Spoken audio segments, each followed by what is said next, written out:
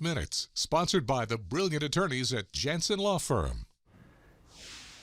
And we welcome in Brad for the final time this week. What do you got for us? Social media, if you use it, you know how easy it is to get sucked in, and all of a sudden it's like, oh my gosh. It is a rabbit hole. Yeah, exactly. And we've done a couple of stories, and you've probably heard other stories about mental health benefits by maybe separating yourself a little bit from social media. Yeah, exactly. And this is another one of those stories, but this one out of the UK doesn't just show that there is psychological benefits, but also actually physical health benefits. So here was a study, a 3-month study, 50 participants aged 20 to 25. They were split into two groups, one told to reduce your social media exposure by 15 minutes a day, the other one, do whatever you want.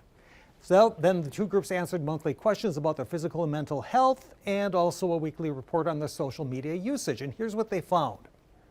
The group asked to reduce their social media use had a 15% improvement in immune function, meaning fewer colds, less flu, 50% improvement in sleep quality. You can't I believe. I can't, yeah, right. And I can't help but wonder if that's not maybe linked. Sure. And a 30% fewer depressive symptoms. So that's the mental health aspect there. But here was the really interesting thing. Those that were asked to reduce their usage by 15 minutes actually reduced it by about 40 minutes a day.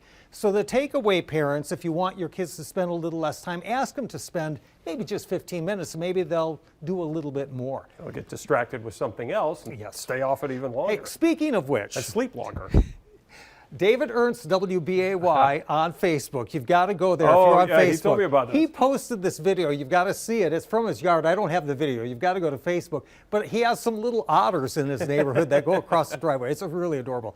David Ernst, WBAY. So when you're not taking your 15-minute break, check what that you one look out. at. Yes. Okay, this is an interesting story. It made me stop and, I've never thought about this, and it's really a game changer. It too is out of the UK. How ugly fruit and vegetables could tackle food waste and solve supermarket supply shortages.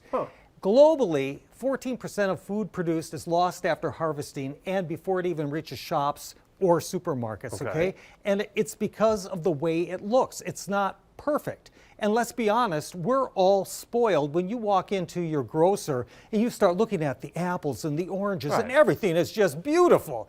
But in reality, I think it's been estimated that about even 15% of potatoes are never make it because they're just grossly deformed by our standards, but they're perfectly fine to eat.